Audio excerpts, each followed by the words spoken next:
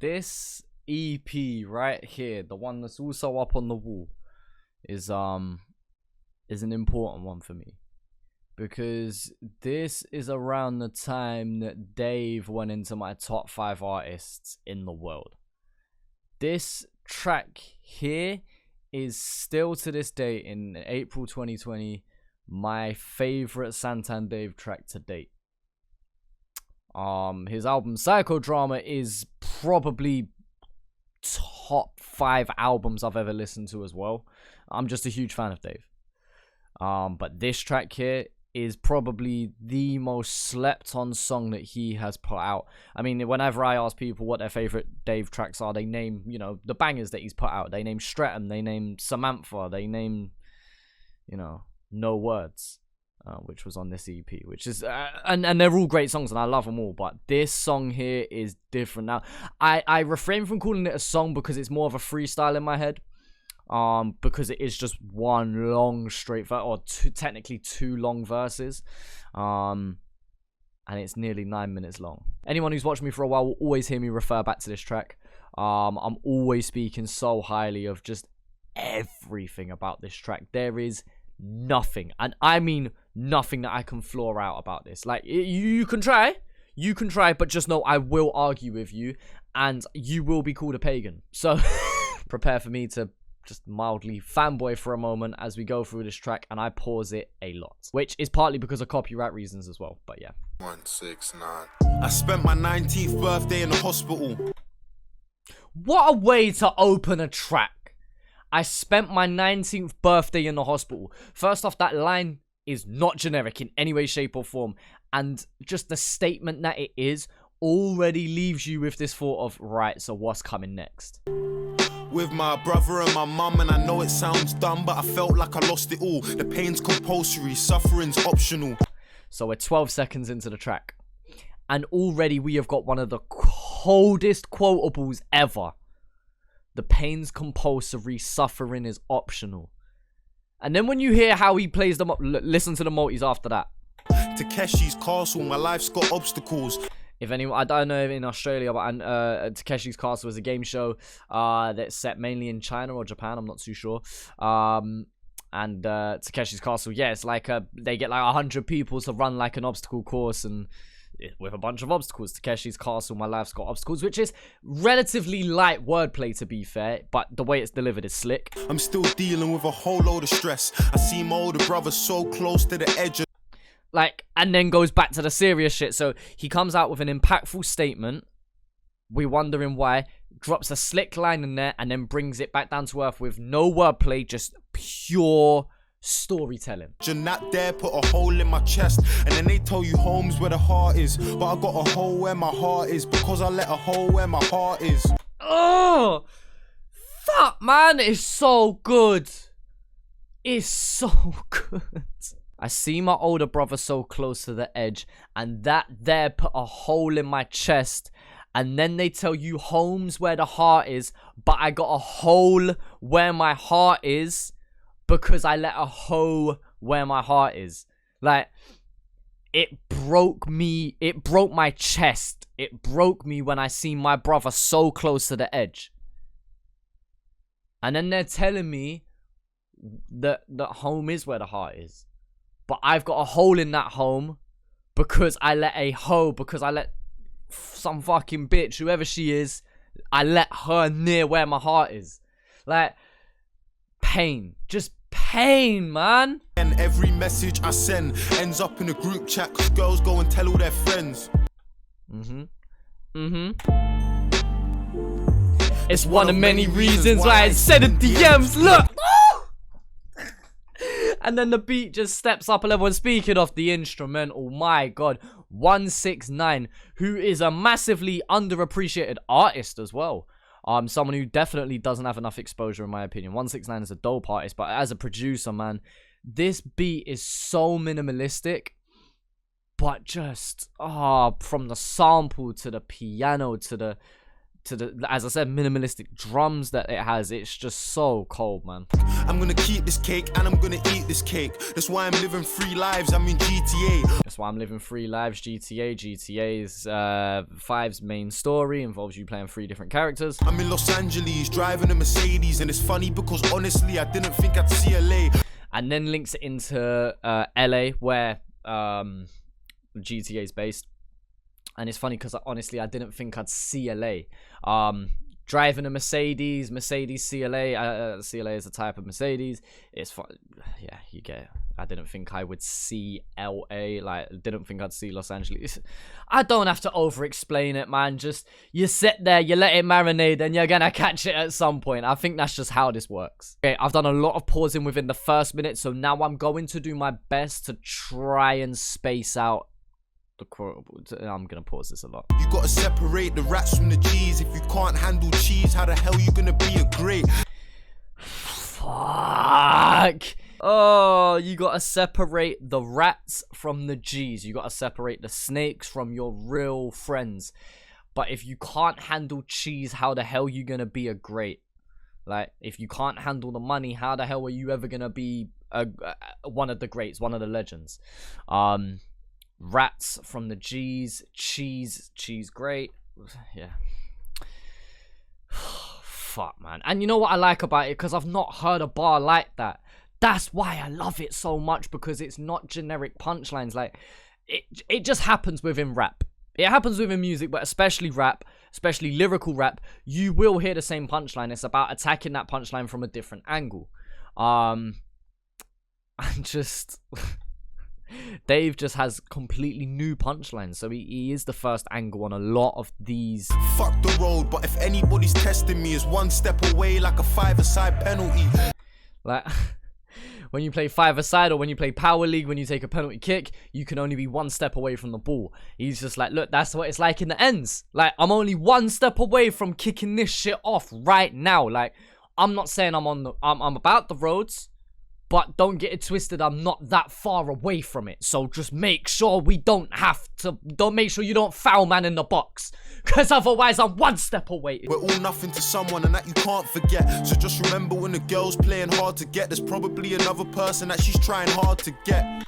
We're all nothing to someone, and that you can't forget. So just remember, when the girl's playing hard to get, there's probably another person that she's trying hard to get, and there's probably a girl in your phone right now that you hardly text that's looking for love, but everybody wants what they can't touch. I've gone ahead with the lyrics there, but it gives you an idea of that whole scheme. It's just like, look, there's somebody in your phone book right now that is looking for love, but you don't know that they are. And they would probably get with you. Like, we've all got somebody in our phone book or in our DMs or multiple people that we follow on social media that would happily be with us and perhaps even be the right ones for us. But we're chasing after someone that we can't get, the same way they're chasing perhaps after you, even though you don't want them. And it's like, we're all chasing this endless cycle of people that we can't get, because that's what we do as human beings. We always want what we can't get. If you touch my money, you can see what I'm about. You can ask your little sister, I will be inside your house. So man just went from talking real personal shit to like, you know what? Let me just remind him that I can talk crud for a moment. Eating from your fridge, feet up on your couch. Tell your little brother, butter me a sandwich, spreading evenly amounts. You think... Do you know how cold that line is? I'm gonna tell your little brother to butter me a sandwich and make sure you spread it evenly amounts. It's so cruddy. I love it. You could, just to be clear, you can talk, in the words of Chip, absolute slime without saying that you're gonna shoot or stab someone up. You can talk your shit without it always being about violence. Just remember that. Materialistic aims make me feel a way when I want it. When I got it, it don't ever feel the same. Listen, do you know how many people go through that? How many people idolize materialistic things? They get it, and yeah, it may be nice, but it don't feel the same as you imagined it to be. When I want it, when I got it, it don't ever feel the same. We got different types of problems. We got different types of problems. That's a theme that reoccurs throughout this track, and I think it's so sick. Because in this instance here, he's used it in the context of My problem is I'm getting bored of these materialistic items I'm now collecting. That's a different problem to what you've got. But then later on in the song, he keeps it way more personal, and it's our problems are different. Like, my pain is much deeper than yours. So what I love about that reoccurring theme is that he uses it in a positive context, should you say, in the context of, oh, look what I'm doing that isn't such a bad problem. And then he goes into real shit that is real fucking problems. Pain, stress, adversity is contextual. You know, it's down to the perspective of the person. A 3-year-old that misses out on their favorite CBeebies program is it's like the worst moment in their day. A 10-year-old that drops their ice cream on the floor, worst part of their day. A 21-year-old breaking up with his girlfriend, a 30-year-old struggling to pay rent. These are all the worst problems in that person's life at that time, but it doesn't mean that they're the same types of problems. It's still the worst thing in their day. It's still the most stressful, most painful thing in their life at that point in time, but it doesn't necessarily mean it's the same problem. So what Dave's saying here is, we can go through levels of pain, but the cause of my pain is different to yours. I think that is so sick. In this year alone, we made 300,000, but my mum won't smile because her son's on trial. We got different types of problems. We made 300,000, but my mum won't smile because my brother's on trial in court.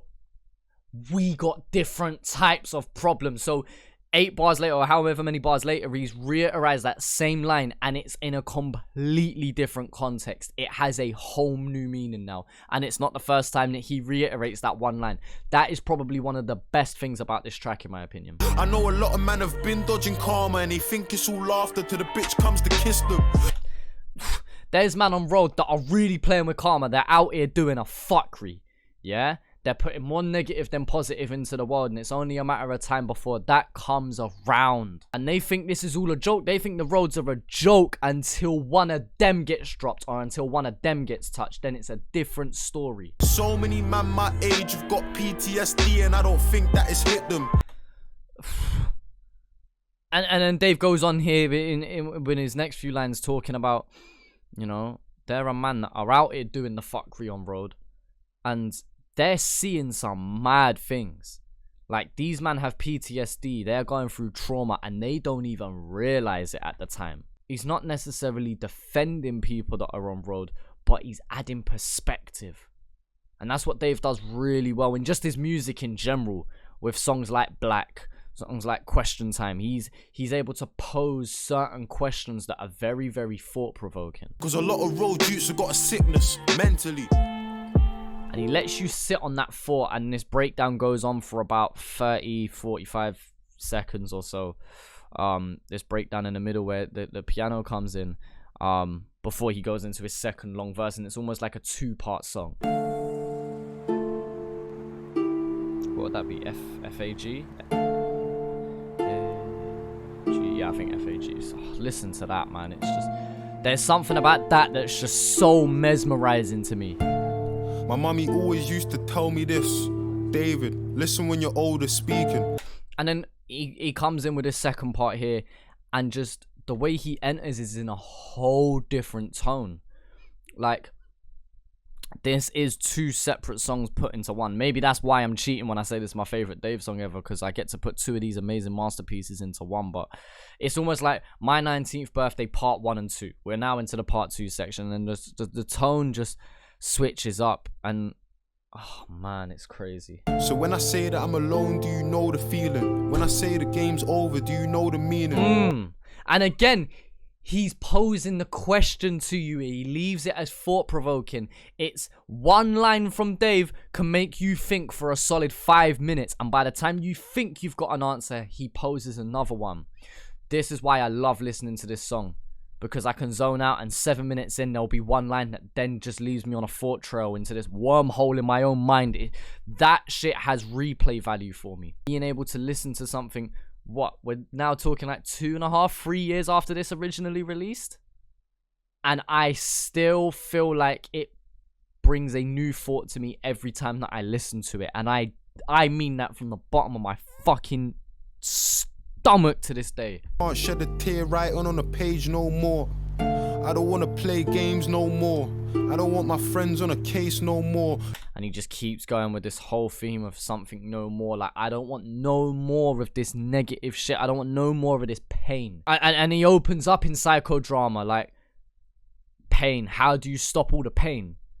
And so it kind of transitions perfectly because this is the last song on the Game Over EP. So then the next project part of music we hear from Dave is pain. How do we stop all this pain? So he goes from talking about the pain here, and then we get this 2-year gap in between of I'm still going through this pain, and how do we stop it? I'm fed up of feeling this way about these things, situations, and events that are going on in my life. Texting me saying that she slept on me, and definitely wishes that she slept with me. And I like that. That's such a subtle detail, and I don't know whether he purposely wanted to put that in there or whether that was just from the live take of it, but that it's kind of like you can hear him venting it out. You can hear this coming off of his chest as he's spitting these lyrics into the mic. And so you share this feeling of we're all lifting a weight off of our shoulders here. We're all lifting that weight off of our chest as we share our pain. Like, whilst you listen to this, you are almost taking some of that pain on from Dave. I don't know how it connects with you differently as a listener, and it's such a tiny detail like that makes it feel so much more real. Terrell, Manon, Fraser especially. I got a lot of things I'm dealing with mentally. I feel down a lot and I ain't got the energy. Just like, I apologize to the people that I'm working with. I feel down, like, and I ain't got the energy for all of the things that I'm actually doing. You know, I know that with depression, you know, a lack of sleep and a feeling of tiredness and even laziness becomes a thing. And I don't know how much Dave deals with depression. You don't necessarily have to go through depression to feel depressed. So Dave is definitely talking from a perspective of being depressed. I'm not sure whether that is a subtle reference to him going through depression itself, though. I need all of your help to get the best from me. And I think that line's so cold as well. It's like, look, I apologize if I get angry with you or if I'm not 100% with you. Like, I need your help to bring out the best music out of me, to bring the best just version of me. And that's something that you don't hear rappers say a lot, because rappers, the typical flex is always, I'm the best, I can do this on my own, etc., etc. And Dave's putting himself in a vulnerable light here, saying like, look, I'm not the same artist, I'm not the same Dave without some of these people in my team to help me, whether it be through music or whether it be on a personal level. Like, again, showing that level of vulnerability is crazy.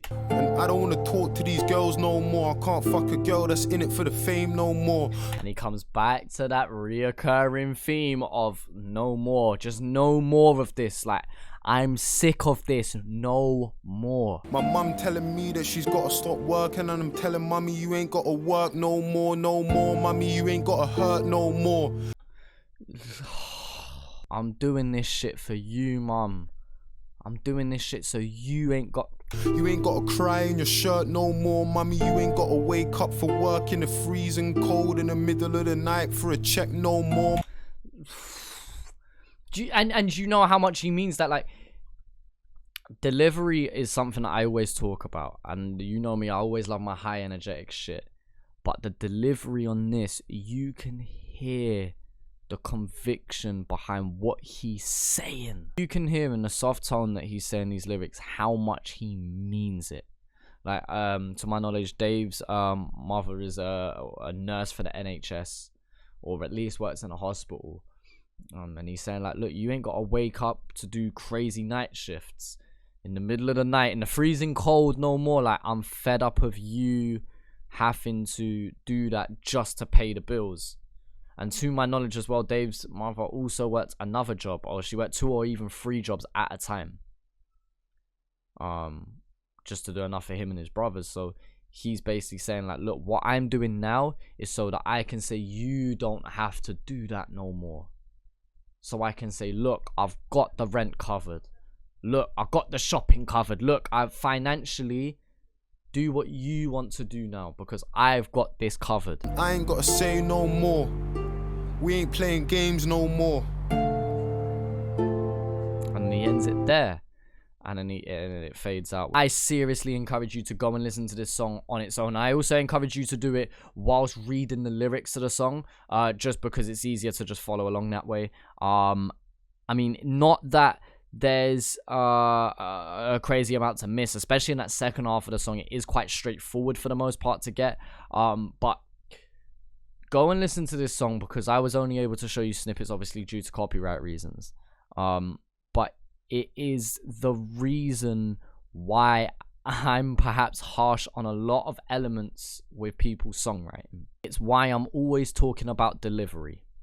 Because how you say a sentence, how you spit a lyric, is the difference between me feeling that myself or just knowing that you said it. It's kind of like the difference between understanding something and relating to it. I might understand what an artist says. I understand when they say they go through pain, but when you do it with the right delivery, I can then relate to that because I share that pain with you. Wordplay.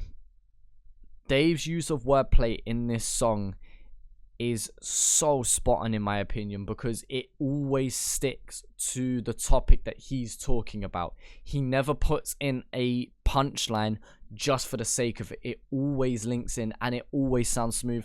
Furthermore, it's difficult to remember back to the first time I heard this, but it also comes from an angle that you don't expect, so you can't see the punchline coming. Sometimes you can always see when an artist is bringing in a certain line.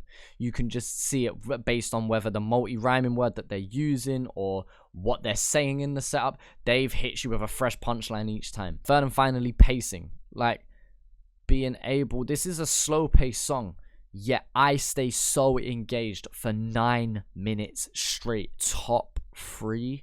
Arguably my favorite song ever. I mean, it's difficult to say, but it definitely goes up there for me, and it's definitely my favorite Santan Dave song. Again, whether you call it a song, whether you call it a freestyle, I don't know. It's in that fine mix in between. I'm calling it a song since it was officially on his EP, and we've not seen a video of him spitting it live, so I'm gonna treat it as a studio finished track, which it is, of course.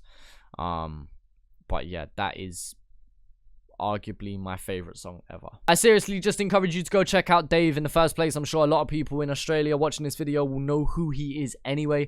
If you're from the UK, let me know what your favorite Dave song is. Did you even know about this song, or did you and then maybe slept on it? Did I just talk too much? If you got this far into the video, yeah, please just let me know what you think of this song or what you think of Dave as an artist in general. But anyway, guys, I appreciate you watching this video. My song Bars is out right now. New music coming quite often over the next few weeks, actually, to be fair. So just keep in touch with, man. But yeah, I appreciate you guys for watching this video, and I'll talk to you, man, later.